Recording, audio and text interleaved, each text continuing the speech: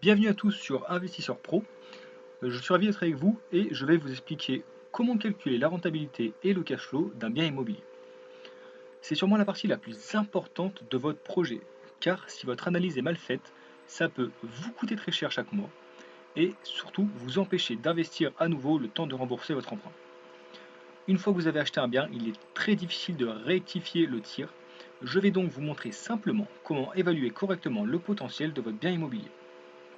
Et pour cela, j'ai créé avec deux experts un outil très simple d'utilisation que je vais vous présenter en analysant ensemble ma prochaine acquisition. Donc avant de commencer, on va se mettre d'accord sur la définition de rentabilité et de cash flow. Donc la rentabilité, c'est la capacité d'un investissement à procurer un bénéfice. Ce taux nous permet de voir si le projet est rentable ou non. Et je vais vous montrer donc dans cette vidéo comment la calculer, donc c'est-à-dire la rentabilité brute et la rentabilité nette. Ensuite, on a le cash flow qui est le montant que nous rapporte ou que nous coûte l'investissement. Donc si le projet rapporte de l'argent, on a un flux de trésorerie positif, et s'il coûte de l'argent, on a un flux de trésorerie négatif. Ok, maintenant que tu connais ces notions, je vais pouvoir te présenter mon outil et te montrer comment faire pour les calculer en détail et les analyser. Donc pour mon utilisation personnelle, je crée avec deux experts un outil qui permet d'analyser l'ensemble de mes projets immobiliers. Donc je fonctionne de la même manière pour toutes mes acquisitions, et je vous conseille vivement de vous créer votre propre outil ou si vous le souhaitez, vous pouvez me contacter pour que je vous transmette le mien, car ça a deux avantages. Le premier, c'est que ça permet d'analyser beaucoup de projets sans avoir à refaire tous les calculs, car c'est souvent long si on veut bien analyser son projet sur toute la durée de l'emprunt. Et surtout, le deuxième avantage, c'est que ça évite le risque d'erreur, car lorsque votre outil sera opérationnel, il pourra vous apporter un résultat juste et identique pour chaque projet. Ok, donc si tu veux que je t'envoie mon outil, contacte-moi par mail et surtout n'oublie pas de liker cette vidéo et de t'abonner à ma chaîne. Allez, on y va. Hop, donc je vais prendre mon outil d'analyse de projet. Ok, donc on va analyser ensemble ma prochaine acquisition. Donc il s'agit d'un T5 avec 4 chambres, donc qui est proche d'une université et où je veux faire une colocation de 4 étudiants. Donc pour ça, on va voir ensemble si mon projet est rentable et de combien est mon cash flow. Donc on va tout simplement remplir ce court questionnaire et ensuite tout va se calculer automatiquement. Ça va nous prendre moins de 2 minutes, c'est parti. Donc on commence par renseigner tous les éléments, donc le prix d'acquisition qui est de 225 000 euros. Voilà, donc il y a pas mal de formules qui sont faites automatiquement, par exemple les frais de notaire, c'est souvent 8% des prix d'acquisition. Moi c'est mon cas, donc ça se calcule automatiquement. Bien sûr, si ta valeur est différente, tu modifies seulement la case ici, tu mets ta valeur et ça s'intégrera automatiquement dans les calculs. Au niveau des travaux, j'ai estimé à 37 000 euros. Voilà, c'est assez élevé parce que je dois refaire les salles de bain, etc. pour les colocations. Le mobilier, j'en ai pour 9 500. Au niveau du loyer, donc ils payent 500 euros chacun. Ils sont 4, donc ça va me rapporter 2 000 euros par mois. La carence locative, c'est est-ce que le nombre de mois où votre bien ne sera pas loué. Donc moi, je suis plutôt bien placé et les colocations, c'est beaucoup demandé. Donc je vais mettre une faible carence locative, 0,5 mois. Au niveau des charges de copropriété, le locataire m'a dit qu'elles étaient de 1120, la taxe foncière 1150, ok. Ensuite, il y a des frais, donc c'est des frais éventuels, vous ne les avez pas forcément, donc tout est paramétré sur non, c'est à vous de les ajouter. Donc pareil, ça se calcule automatiquement, par exemple, les frais d'agence à la charge de l'acquéreur, souvent c'est 6%. Moi c'est mon cas, donc ils passent par une agence et ils mettent des frais pour l'acquéreur, donc je me mets oui, 6%. Voilà, pareil, si la valeur est différente, vous pouvez modifier, il n'y a pas de souci. Je n'ai pas de chasseur immobilier, je gère tout seul mon bien, donc je ne passe pas par une agence immobilière pour le louer. Par contre, j'ai un expert comptable, donc qui me prend 10% des loyers annuels. J'ai une CFE dans ma ville qui s'élève à 1100 euros. Hop. L'assurance PNO, bien sûr, je la prends à chaque fois. Donc les autres assurances, je ne les prends pas, c'est un choix. Voilà. Vous avez bien sûr l'explication de ce que sont ces assurances et le montant à payer. Voilà. Vous avez toutes les informations donc, sur les commentaires sur chaque cellule. Forfait de charges supplémentaires. Donc là, en gros, c'est pour être sûr, on se rajoute des charges en plus au cas où si on en aurait oublié.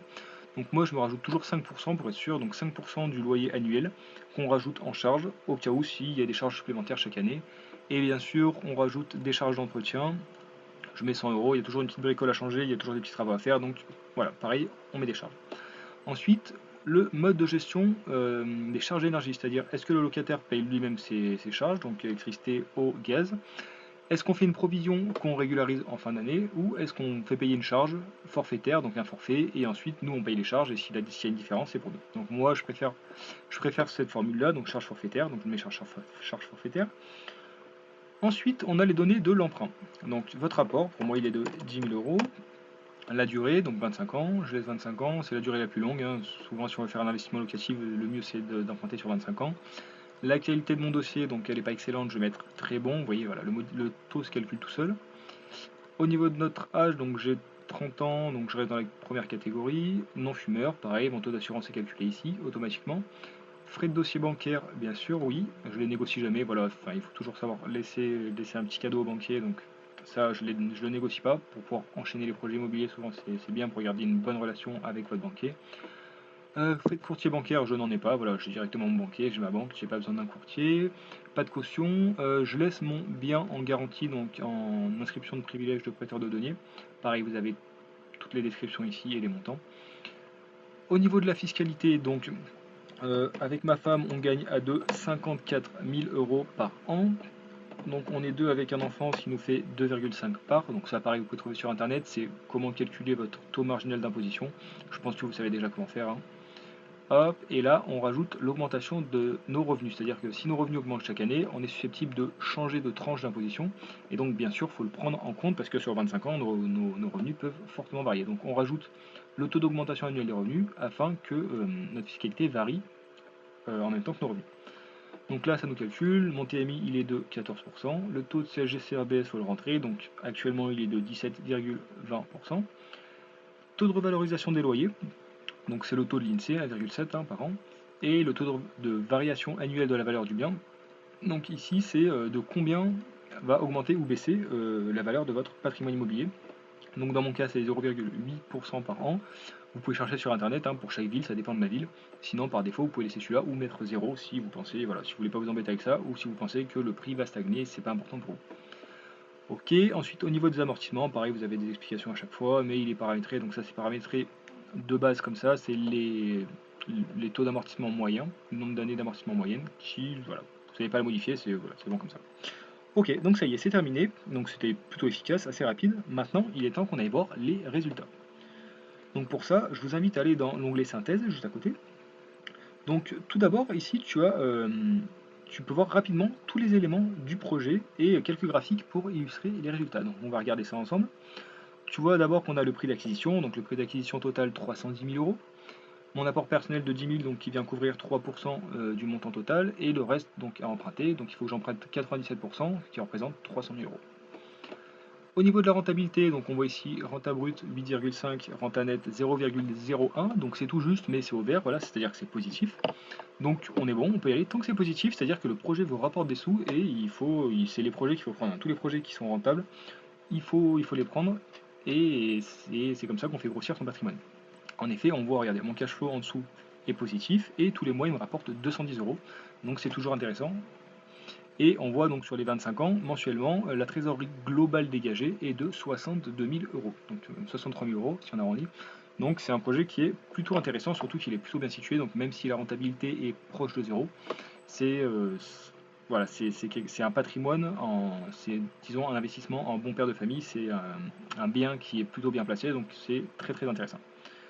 Au niveau de la mensualité d'emprunt de 1215 euros, on voit qu'elle est payée entièrement par les locataires. Donc ça c'est intéressant en fait, c'est parce que le cash flow est positif, donc c'est-à-dire que les loyers viennent payer l'ensemble des charges et des impôts et en plus me rapportent 210 euros par an. Donc ça c'est compris dans les charges, hein, la mensualité d'emprunt, et donc le locataire paye l'ensemble de cette mensualité d'emprunt. Si mon cash flow était négatif, bien sûr, moi j'aurais payé donc le montant négatif pour rembourser l'emprunt et le locataire aurait financé de l'autre partie. Au niveau de la revalorisation de mon bien immobilier, donc avec le taux que je vous ai montré dans le questionnaire de 0,8%, on arrive à une variation de 18% sur 25 ans, ce qui me fait voilà, une revalorisation de mon patrimoine de 70 000 euros, donc c'est intéressant. Ensuite, en dessous, on a plus en détail la rentabilité, donc on avait vu, voilà, rentabilité nette, mon projet est rentable, 0,01%. Ici, on a la rentabilité brute, la rentabilité nette. Voilà, ça c'est intéressant parce qu'on voit que notre projet avec apport est rentable, donc ça on le savait, on l'a vu avant, mais il est également rentable sans apport. Et ça peut être très intéressant car vous pouvez montrer en fait ce tableau à votre banquier, vous dire voilà, mon projet est rentable même si je n'apporte rien, donc j'aimerais financer ce bien à 100% et garder donc mes 10 000 euros pour financer un autre projet. Ensuite en dessous on a les cash flows, donc les cash flows année après année. On a les grandes masses, donc ici en vert les encaissements, ici en rouge les décaissements, et donc la différence entre les deux, entre les encaissements et les décaissements, ici en gris c'est notre cash flow donc de 62 998 euros.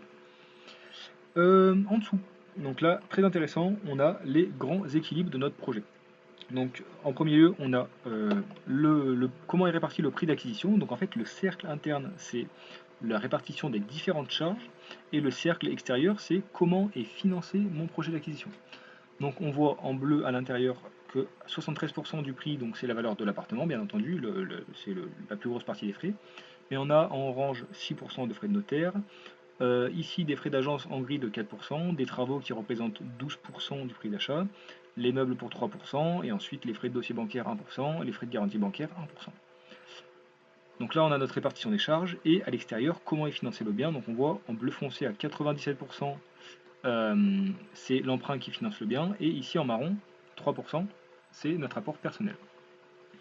De la même manière, on a le même graphique, mais cette fois-ci pour les charges du projet, les charges courantes. Donc pareil, à l'intérieur, le cercle intérieur, c'est les différentes charges, et le cercle extérieur, c'est les encaissements. Donc les charges, les encaissements, les produits. Donc on voit la plus grande part de charge, 48% ici en bleu foncé, c'est les mensualités d'emprunt bien sûr, donc c'est quasiment la moitié des charges. Ensuite, le deuxième plus grand poste de charge ici en gris foncé, c'est l'impôt sur le revenu et la CSG-CRDS. En gris clair, 7% c'est les taxes, donc taxes foncières, CFE. En jaune, 1% l'assurance PNO, on a les charges de copropriété pour 4%, les charges d'expert comptable pour 8%, voilà. Donc ça c'est la répartition de toutes les charges. À l'extérieur, en bleu clair, on a les loyers. Donc on voit que les loyers, 100% des loyers couvrent l'ensemble des charges. Et la différence entre les deux, qu'on voit ici en marron clair, en doré en fait, c'est les 22%. C'est la différence entre les deux, donc entre les produits et les charges, qui est en fait le cash flow qui me revient. Donc en fait, 22% des loyers mensuels me reviennent à moi car c'est du bénéfice en fait. Toutes les charges sont couvertes et la différence est pour moi donc 22% qui me revient dans la poche chaque mois. Donc ensuite, si tu veux rentrer un peu plus dans le détail, tu peux aller dans l'onglet calcul détaillé juste en dessous. Voilà ici. Donc ici, tu peux voir donc que toutes les informations que tu as rentrées dans le questionnaire sont reportées et organisées afin de calculer les grandes masses du projet. Donc ici, tu as le détail sur 25 ans. Hop, on voit donc tu as le détail sur toutes les années. Et tu as les grandes masses, donc ici tu as le prix de revient, donc combien te coûte l'appartement net d'apport. On a les encaissements, on a les différentes charges, donc les charges liées à l'appartement, les charges liées à l'activité. Tu as ton revenu d'exploitation, c'est-à-dire les encaissements moins les charges, mais bien sûr avant impôt. Ensuite, tu as le calcul du résultat comptable et fiscal, donc pour ça, il faut se baser sur les règles fiscales du BOFIP et les règles comptables du plan comptable général, donc tout ça se calcule automatiquement, bien sûr, hein. Les amortissements reportables et les déficits reportables. Ça nous permet de calculer le résultat fiscal, donc ce résultat ne t'intéresse pas vraiment, mais c'est lui qui va nous servir à calculer l'impôt, donc il est assez intéressant. Bien sûr, alors tu regardes sur chaque ligne, hein, tu as l'explication, à quoi correspond ce détail, etc., comment il est calculé. Donc à partir de ce résultat fiscal, nous on te calcule l'impôt, donc l'impôt sur le revenu et la CSG-CRDS, donc tu as ici l'impôt total que tu devras payer. Et donc une fois que tu enlèves ça au résultat d'exploitation, tu as ton revenu net, donc ton cash flow. La toute dernière ligne, le revenu net, donc c'est en fait le flux de trésorerie, donc ça va être tes mouvements de trésorerie. Donc on voit la première année, en fait, tu vas être en positif de 17 euros. Puis ça va augmenter, la deuxième année 217, 421 la troisième année, etc. Ok, donc maintenant tous les calculs qu'on a ici, ça va nous servir à calculer notre rentabilité et notre cash flow. Donc on va dans l'onglet ici rentabilité et cash flow, et c'est cet onglet qui va nous intéresser le plus. On voit ici que en haut on a donc ici la rentabilité brute et la rentabilité nette. Donc ici on est au vert, bien sûr si on était au rouge c'est qu'on ne serait pas rentable, ici on est au vert donc on est rentable, donc le projet est intéressant. La rentabilité brute de 8,5%. Donc elle correspond au loyer divisé par le prix d'acquisition. Donc elle est très simple à calculer, mais elle ne nous donne pas beaucoup d'informations car on ne prend pas en compte les charges et l'impôt lié au projet. Donc ça nous permet de comparer les projets, mais on ne sait pas si on est rentable ou pas. Donc il faut vraiment, pour voir si tu es rentable, il faut calculer ta rentabilité nette qui est juste en dessous. Et donc celle-ci elle est très importante car elle permet de nous indiquer si le projet, une fois toutes les charges payées et une fois l'impôt déduit, va être rentable ou non. Donc pour la calculer, comme tu l'as compris, on prend tous les encaissements, on enlève toutes les charges, tous les impôts, donc on prend le résultat net et on le divise par le prix de l'appartement. Donc si le projet est rentable, la rentabilité sera positive, comme c'est notre cas ici, et s'il n'est pas rentable, elle sera négative. Donc en dessous, tu as le détail de rentabilité année après année sur les 25 ans, que tu aies un apport ou que tu n'aies pas d'apport. Et donc on a détaillé bien sûr la rentabilité brute, la rentabilité nette de charge mais avant impôt, et la rentabilité nette, donc c'est-à-dire nette de charge et nette d'impôt. Donc là c'est cette dernière ligne qui nous intéresse le plus. Ensuite, juste en dessous, on a les cash flows du projet. Donc on a le cash flow moyen mensuel ici de 210 € qui nous permet de savoir chaque mois combien va nous rapporter ou combien va nous coûter en moyenne le projet. Donc ici pareil c'est au vert, on voit que ça nous rapporte en moyenne chaque mois 210 €.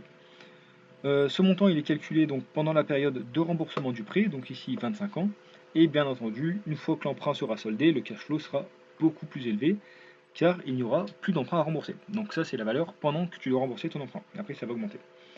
Dans le tableau en dessous, donc tu as le détail pareil année après année. Donc ici tu vois que tu as les différents encaissements, tu as les différents décaissements et la différence entre les deux c'est ton cash flow de l'année. Donc la première année ton cash flow est de 17 €, la deuxième année 217, la troisième année 421, etc.